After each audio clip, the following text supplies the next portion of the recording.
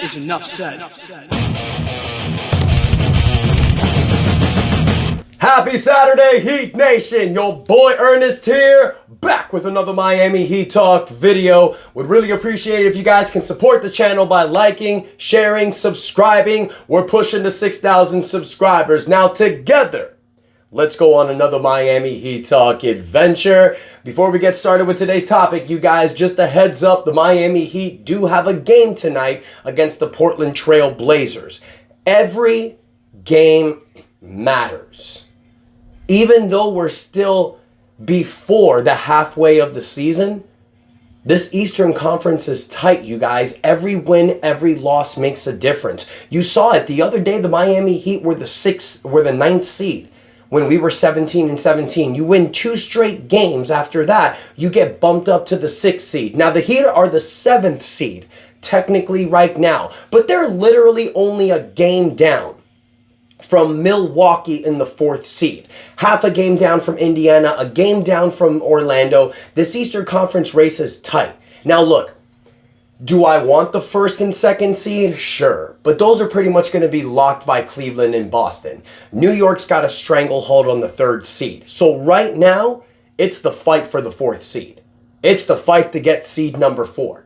So all hands on deck. Every game matters. You get this dub against the Portland Trail Blazers. Figure that out. Get 3 straight wins and move on and continue to get your placement in the Eastern Conference. But we all know what's going on right now, you guys. The seeding's important.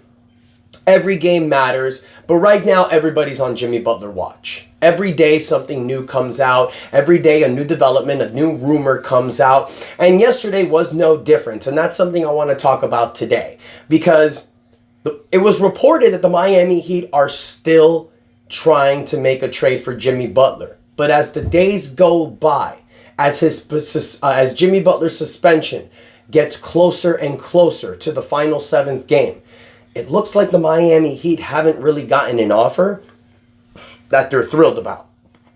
It looks like they haven't really gotten an offer that they're ready to make a trade for. And then also, Jimmy Butler is kind of making this difficult for the Miami Heat, because when he originally requested the trade, he said, send me anywhere. I'm still in my prime. I can make any team a contender. So he said, send me anywhere but Miami. That was the original report. And then the Miami Heat were fielding offers. They had something they liked from Memphis and Milwaukee reportedly, even though I don't believe the whole Milwaukee thing. But I do believe the Memphis thing, because a few days ago, when the Memphis rumor came out, Vegas gave the Memphis Grizzlies the highest odds to land Jimmy Butler. Before that, it was the 9th highest odds. It just shot up to the 1st. So Vegas knew something. And apparently there was a deal that was about to be made between Miami and Memphis. I don't know how true that is, but I do think that there was an offer out there potentially with a 3rd team.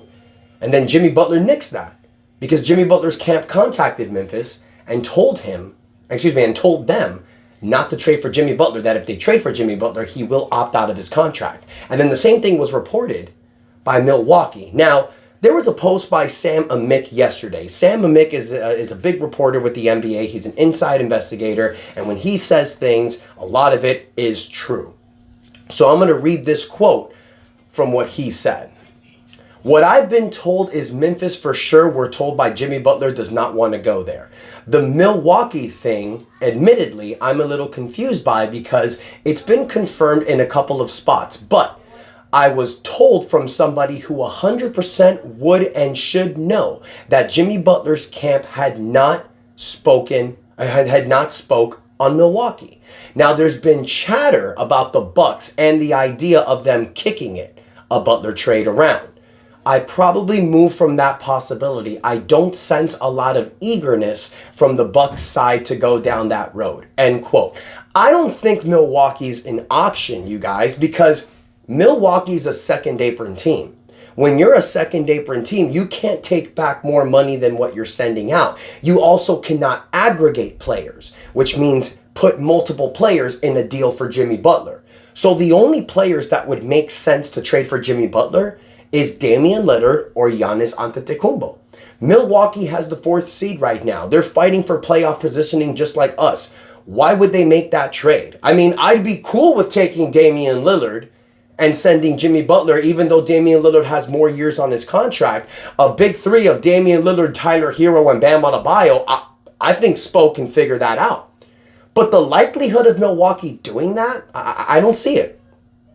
I don't see Milwaukee making the trade unless there's been burnt bridges that we don't know about, and Milwaukee sees it beneficial for them to send Damian Lillard out to Miami to get back Jimmy Butler, whose contract may possibly expire after this season.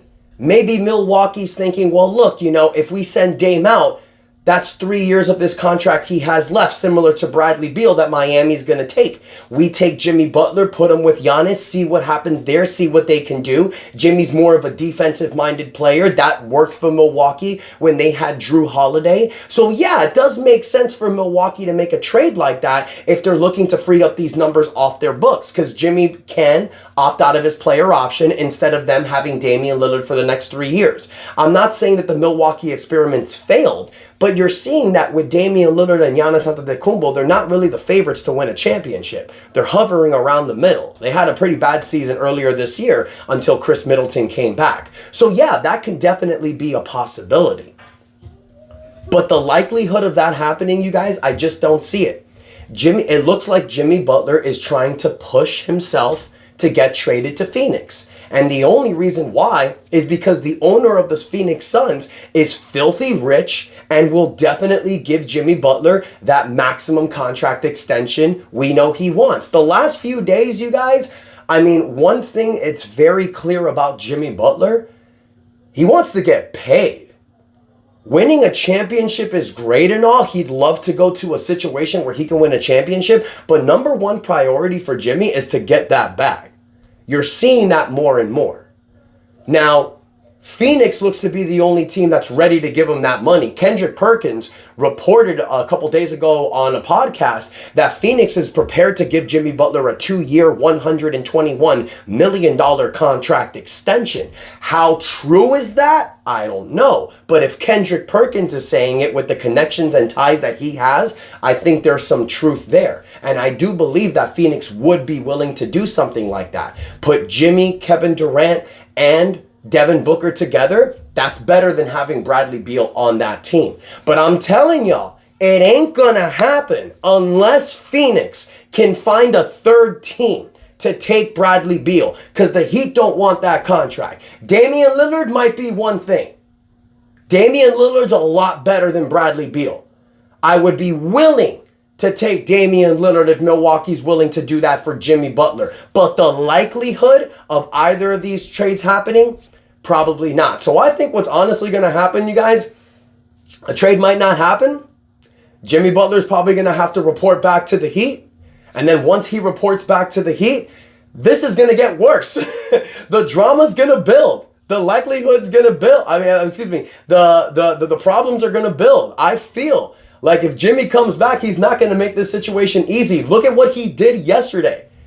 Bleacher Report posted that when Jimmy Butler was in Big Face Coffee, there was this video, and I posted the short on it yesterday, you guys. A lot of you commented about it. But he was with an employee on his coffee shop, and he was helping him make coffee. And what was the quote that Jimmy Butler said? That's what bosses do.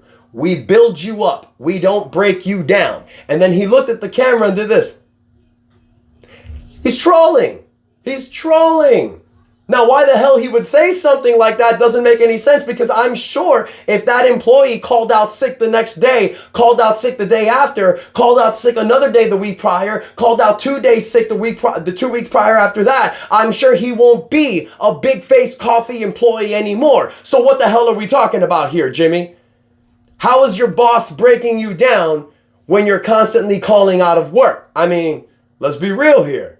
You're one of the best players in the NBA. But if you want to get paid maximum money for the regular season, you need to give maximum effort during the regular season, not just the playoffs. And this is not just this season, you guys.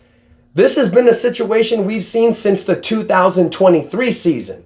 2020 season, Jimmy's first year, he was on. 2021, I know that was after the bubble, but I still feel that, remember, that was the Jim VP season. 2022, he led us to a first seed alongside Bam Adebayo, Kyle Lowry, and Tyler Hero and them boys. But since 2023, we've seen a Jimmy Butler that usually coasts in the regular season. He doesn't play 82 games. He'll give you about 55 to 60 games. But the problem with Jimmy Butler isn't really the amount of games he takes off. I'm cool with that. I get that he's older and he's preserving himself for the playoffs. I was a big proponent of that last year during the regular season. I said, look at what he did in the playoffs. He's resting himself. He'll be ready for the playoffs. And what happened? Dude got injured. But we've been seeing this thing that when Jimmy Butler plays 55 to 60 games in the regular season, maybe half of those games, he's coasting. You'd see a lot of games where Jimmy Butler would have a stat line of 11 points, 5 rebounds, 4 assists, 35 minutes, and you're thinking, what the hell is he doing out there? And then he wants to say that he lost joy because he was standing in a corner waiting for a shot, seeing Bam, Tyler, and Haywood Highsmith do their thing. That's a load of bullshit if I've ever heard it in my life. This was a guy that said that his goal in the regular season is to get his teammates paid.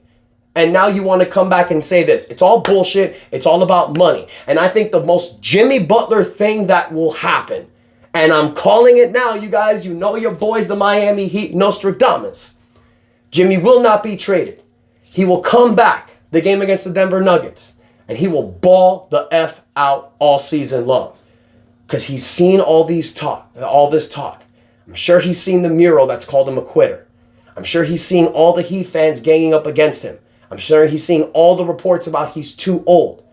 I think Jimmy will come back, ball the hell out, show everybody who the hell he is, and then he'll make this situation just as awkward and dramatic in the offseason.